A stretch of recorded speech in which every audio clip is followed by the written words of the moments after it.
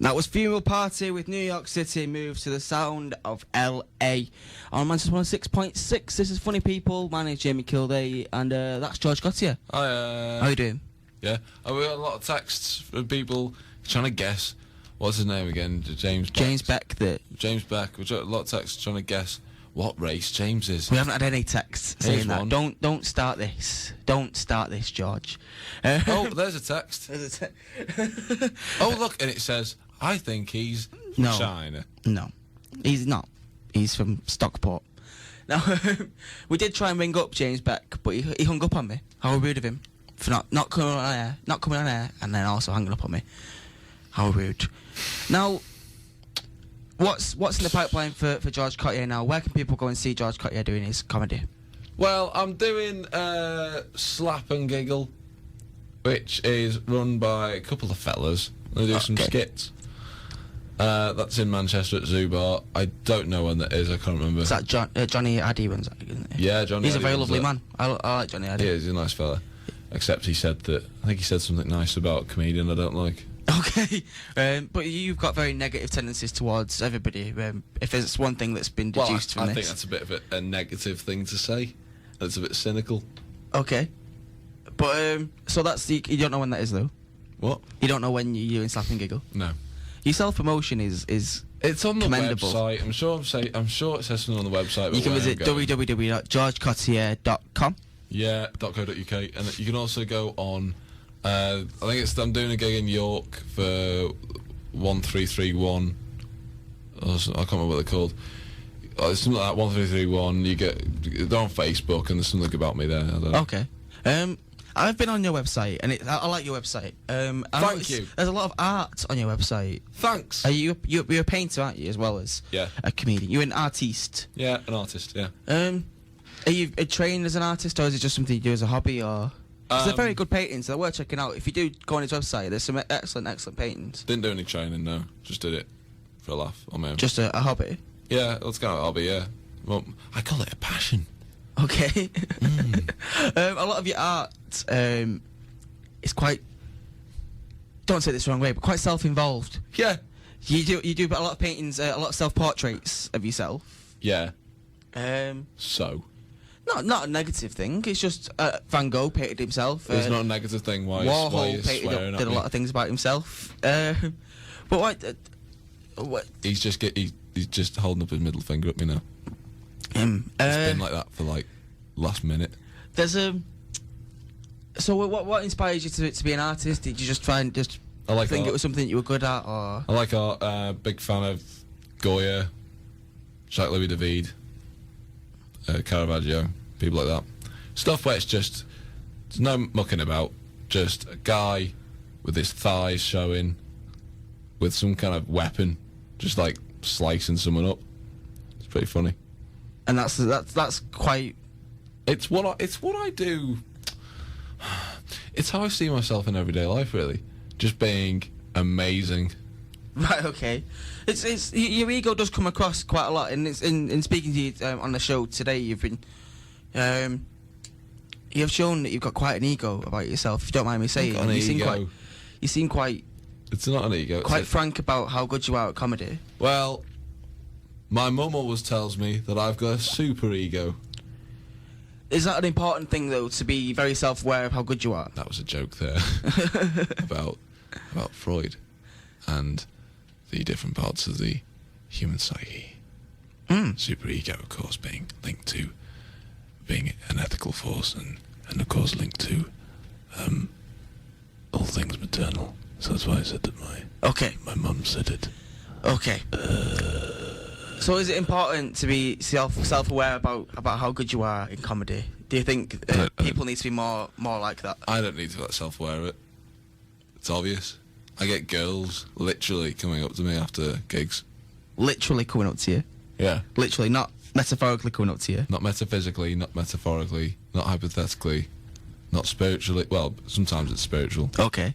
They go, oh my God. Right, okay. Yeah. And this is another thing, you're being quite negative about audiences. I've touched a bum. through comedy. Through comedy. Through comedy. She just came up and went, yeah. So Dom Carroll in last week's show. Thanks. Dom Carroll in last week's show, which can be heard at www.jamiekilday.podomatic.com. He's touched on the fact that a lot of people get into comedy to get girls, and it never pans out that way. Maybe not for him, because he's a failure. Failure, of course, I think, is Norse in derivation into the English language. I was learning a bit of Norwegian today, and wrong is, I think, something like fail. I think it's feel. Anyway. So you've been learning Norse? I know. Norwegian, yeah, never mind that. He's rubbish at comedy. Anyone who's done comedy and has been brilliant at it knows that you will be knee deep. Okay, but so you say comedy? People say comedy is like the new rock and roll. So you subscribe said to that in the early 90s, and you subscribe to that still? No, because rock and roll is now old. So comedy and rock and roll are just the same thing now. I know that that can still be old, and you go, "What's the new? It's the new rock and roll." When rock and roll was new, it's like that now. Okay, but now it's old. Right. Both of them. Okay, so that was George Cottier. There'll be more of George Cottier. It's near the end of the show. Tell you who's old. Go on. Think of it. What's an old comedian? Billy Connolly's quite old. Billy Connolly, he's old. Billy Connolly is quite old. Do you know what? I'm going to play some old music because you said that. What about my songs? What's going on? Do you want me to play? Which one do you want me to play? The Hohen Friedberger March. Do you know what? We'll play the Hohen Friedberger March and we'll talk over it, and you can explain why you've chosen the Hohen Friedberger March. Just have it quietly in the background. We'll just go around and talk about other things. Why have you chosen this? Frederick the Great wrote it, I believe. Right. Okay. It just really gets you going. Like you wake up in the morning, you put this on, and you think, yeah, I want to get out there and look like a bus driver in the eye when I get on the bus. I don't even care. I'm not going to pretend to be looking for something in my pocket to talk to him. See, every guest I get to come on the show, I say, do you want to pick some music to come on the show? And this was one of your choices, as well as the Charles II, which I think I might play again at the end of the show, just because I loved it so much. But yeah, you chose the Hohen Friedberger March. Why? So when you first heard this song, what was it that grabbed you to it? It just gave me images in my head of just being like brilliant, just putting your coat on, getting out there, going and doing comedy, and women going, "Here, look at my hip. Do you want to touch it with your face?" I go, "Yeah." Right.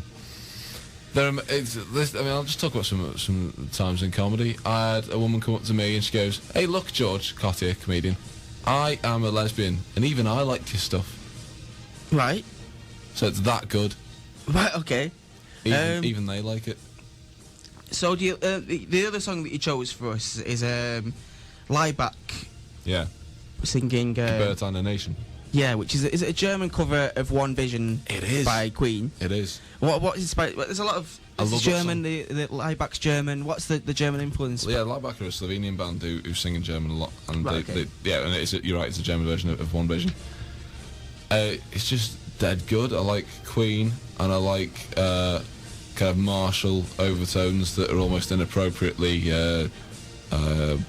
Teutonic, and and I like he's wearing a Sam Brown belt in the video as well, which is good. I've got one of them. So that's what inspired you to I've got a sword. So I think we'll stick on Lieback singing Geburt einer Nation. Do you want to give it a big send-off? No. I want to talk about my weapons. You want to talk about your weapons? I've got weapons. We'll talk more about your weapons after we've heard Lieback singing Geburt einer Nation on 106.6.